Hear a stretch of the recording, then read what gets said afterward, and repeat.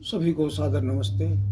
मेरे आदरणीय महानुभावों, मातृशक्ति, सम्मानित साथियों एवं प्रिय बच्चों, मैं आज आपके सामने यजुर्वेद के द्वितीय भाग के 37वें अध्याय से जो इसके मंत्र है उनका सार प्रस्तुत कर रहा हूँ। शरीर में वह शक्ति जो मल को शरीर से बाहर फेंकती है वमी कहलाती है।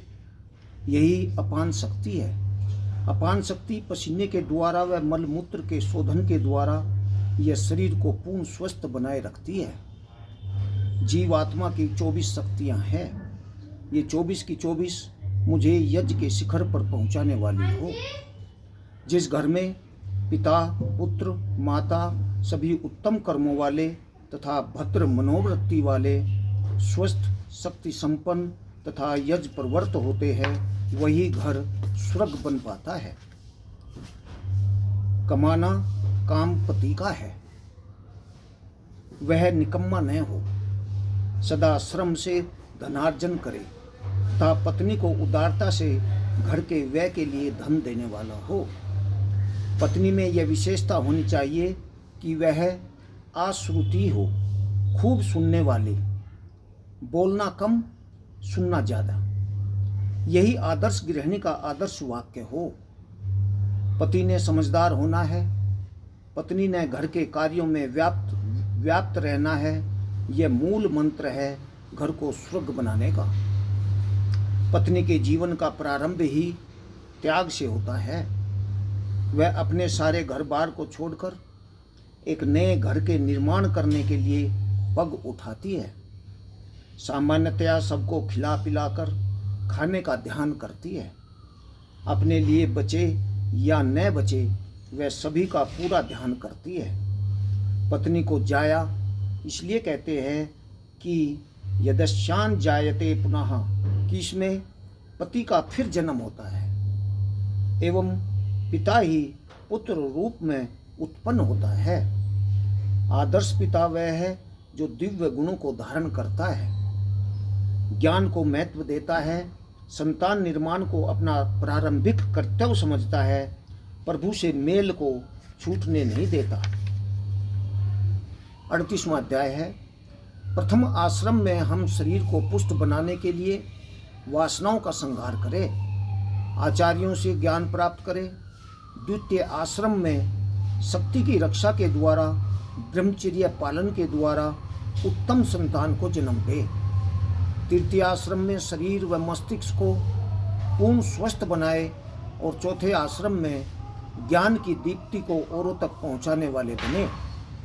यज्ञ के लाभ। इससे धर्म, अर्थ, काम, मोक्ष चारों पुरुषार्थों की सिद्धि होती है। शक्तियों का विस्तार करते हुए हमें शतायु बनना है। यह शरीर, मन व मस्तिष्क तीनों के स्वास्थ्य को प्राप्त करके पूर्ण जीवन वाले होते हैं। इससे द्वेष और कुटिलता दूर रहती है। जिस व्यक्ति के जीवन में कमी होती है वह कभी भी औरों की वृद्धि नहीं चाहता। सामान्यतया इसलिए स्वस्थ मन, मस्तिष्क व शरीर वाला व्यक्ति हित की कामना करता है। प्रकृति का प्रत्येक पदार्थ प्रभु ने उत्तम बनाया है, सुंदर और आकर्षक है, लेकिन प्रकृति हमारे लिए है, हम प्रकृति के लिए नहीं है। इसमें छेदन भेदन होता है, आत्मा में छेदन भेदन नहीं होता। यह अभेद्य है। 39वां अध्याय। शरीर में 16 कलाओं में सबसे प्रथम जो कला है वो प्राण का निर्माण हुआ था। जब सब सो जाते हैं तब भी प्राण जाग कर पहरा दिया करते हैं। 40वां अध्याय। ऋग्वेद विज्ञान वेद है, वह प्रकृति विद्याओं को अपना विषय बनाता है। यजुर्वेद कर्म वेद है, इसमें जीवन के विविध कर्तव्यों का प्रतिपादन है। सामवेद उपासना वेद है, उसमें प्रभु की उपासना का प्रतिपादन है।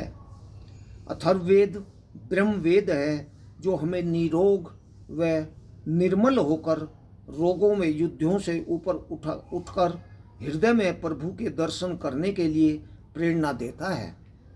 क्रमशः यह ब्रह्मचारी का वेद ऋग्वेद है, यजुर्वेद गृहस्थ का है, वनस्थ का सामवेद है और सन्यासी का अथर्ववेद है। कण कण में वे प्रभु समा रहे हैं, वे सर्वव्यापक है, इसलिए वे आँखों से दिखते नहीं हैं।